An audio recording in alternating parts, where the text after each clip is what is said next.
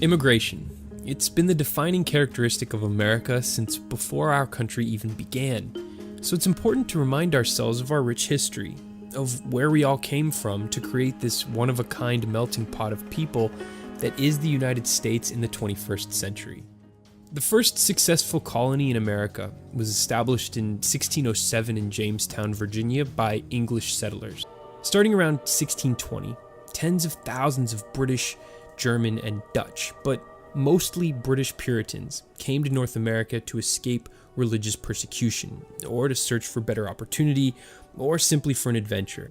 As land became harder to come by along the coasts, the roughly 350,000 Scottish and Northern Irish who arrived throughout the 1700s settled inland in western Pennsylvania and along the Appalachians, deep into the South.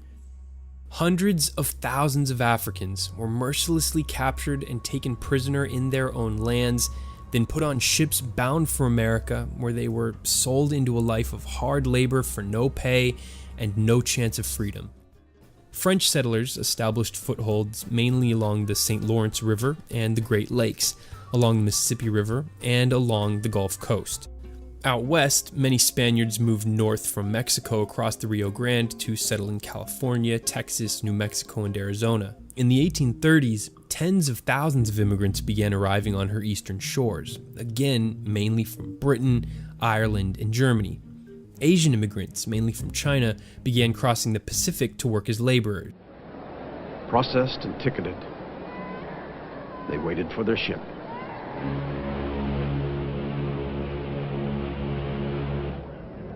They boarded in many parts of Europe and in many kinds of vessels, most to New York and some to other ports.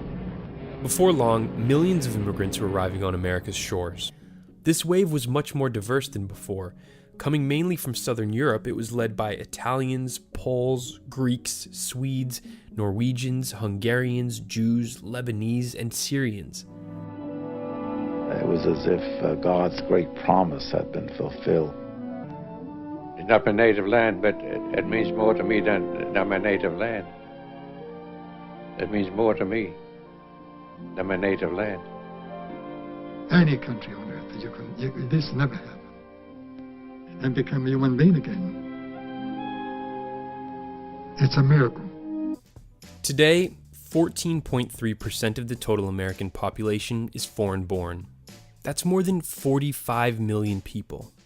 The United States is home to nearly 20% of all the immigrants in the world, and it's estimated that more than 10 million of those immigrants are here illegally. Young people who make their way to the United States say that they leave Honduras because of the violence. Do you think that that's true?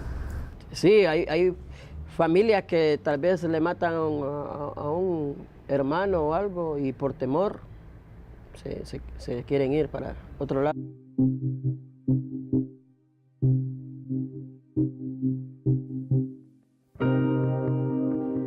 I know when I first started thinking about it, I related to it mostly as an offended citizen.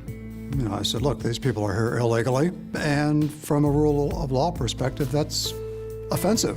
But then I was challenged to ask myself, not so much how I would think about this in terms of being a citizen, but how I would think about this in terms of being a Christian. And that drove me to the Bible.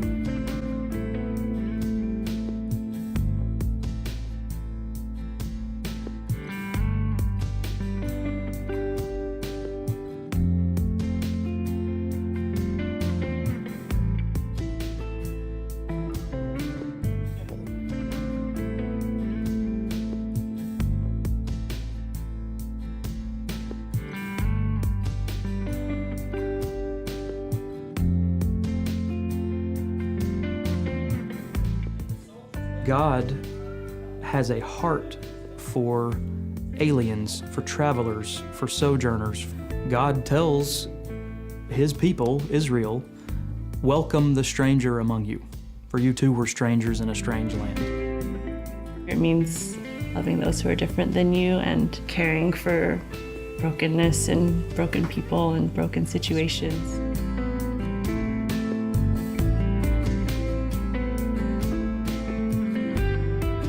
Nation is right to have borders, nothing wrong with that.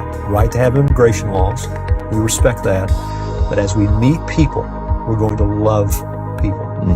and welcome strangers, remembering that in a very real sense, we are strangers right now. We are pilgrims passing through this world. And so we want to be a people full of mercy and care. So we as Christians, if we believe the Bible, if we take God at what he says, if we want to obey his commands, then we need to welcome the stranger.